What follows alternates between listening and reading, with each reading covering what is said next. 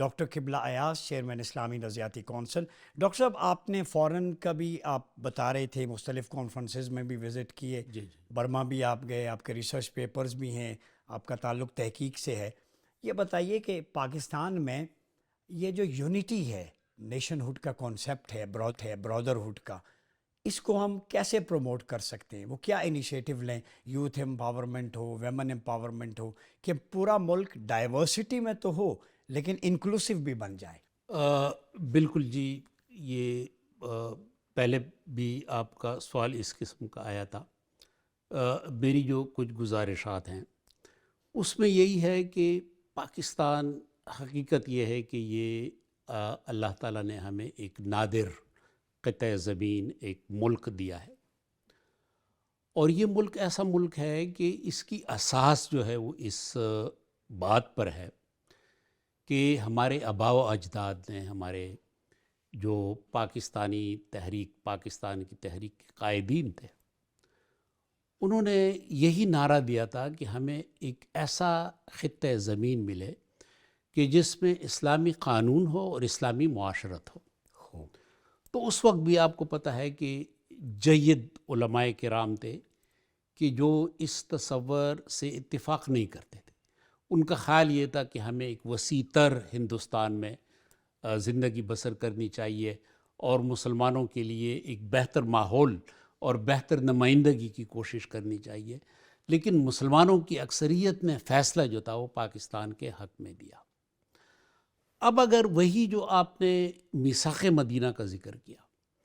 اسی کے تسلسل میں ہم آگے جائیں تو ہمیں یقین ہے کہ پاکستان، جس طریقے سے ڈاکٹر جاوید اقبال صاحب نے فرمایا، یہ پوری دنیا کے لیے ایک ماڈل ریاست بننے کی اہلیت رکھتا ہے۔ مرزا غالب مرحوم سے کسی نے پوچھا کہ ترقی یافتہ قوموں کا ذکر کیا، اس وقت گوری قومیں تھی، کہ یہ کیوں ترقی یافتہ ہیں؟ تو مرزا غالب فارسی کے بھی بہت بڑے ماہر تھے، انہوں نے ایک جملے میں جواب دیا، اور جملہ یہ تھا، داد و دانش را باہم کردن تھا، کہ انہوں نے انصاف اور دانش یعنی علم کے فروغ کو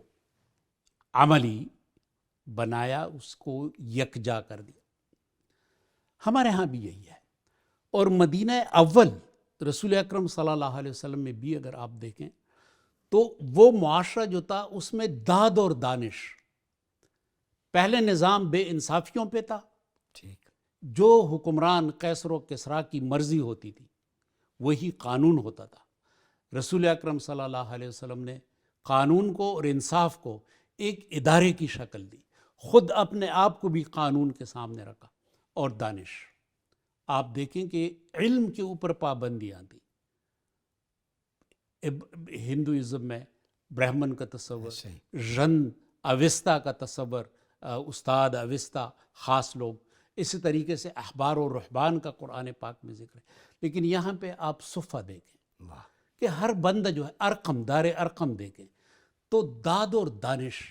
یہ چیز جو ہے یہ ایک بہت بنیادی بات ہے۔ پاکستان جو آپ فرما رہے ہیں کہ مدینہ ثانیہ،